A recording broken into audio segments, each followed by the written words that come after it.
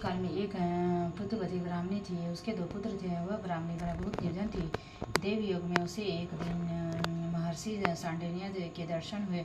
महर्षि के मुख से प्रदोष व्रत शिव पूजन की महिमा सुनकर वह ब्राह्मणी ने ऋषि से पूजन की विधि पूछी। उस ब्राह्मणी की श्रद्धा और आग्रह से उसे शिव पूजन का उपयुक्त विधान बतलाया और उस ब्राह्मणी ने कहा, तुम अपने दोनों पुत्रों को से शिव पूजन की कराओ और इस व्रत के प्रभाव से 1 वर्ष में पश्चात पुण्य सिद्ध प्राप्ति होगी। उस ब्राह्मणी ने महर्षि सांडिल्य ने वचन सुनकर उन बालकों से सहित नतमस्तक होकर मुनि के चरणों में प्रणाम किया और बोले, हे ब्राह्मण देवता, समय बीत गया। एक दिन माता पार्वती ने से पुत्र के विवाह आग्रह के वैश्य ने पत्नी, अभी तो विवाह क्या चिंता, अभी तो काशी विश्वविद्यालय अध्ययन के लिए भेजना चाहता हूँ। पत्नी ने ऐसा कहकर उस वैश्य लड़के के मामा को बुलाया और भरपूर धन देकर, तुम अपने इस भांजे को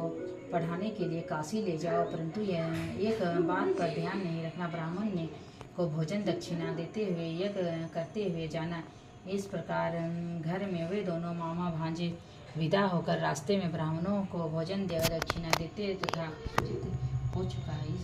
इसका क्या कारण है? शिव जी बोले, हे देवी, यह बालक अपनी पूरी आयु समाप्त कर चुका है, अब मृत्यु को प्राप्त हो गया है, इसमें क्या कर सकता हूँ? माता पार्वती ने कहा, हे शिव जी, आपने जिस प्रकार कृपा करके 12 वर्ष की आयु दी, उसी प्रकार अनुग्रह करके जीवन की पूरी आयु प्रदान कीजिए, नहीं तो वैश्य पुत्र वियोग में अपने प्राण को छोड़ देगा। माता पार्वती ने वियोग शिव जी से बालक जीवन दान दिया और स्वयं पार्वती सहित शिवलोक को चले गए। इधर ये शिव जी को वरदान पाकर बालक तो पुण्य ही जी उठा। कुछ दिनों के बाद अपने मामा के साथ अपने नगर पर स्थान करने के लिए चल गया। उसी नगर में वहाँ आया जहाँ उसकी शादी हुई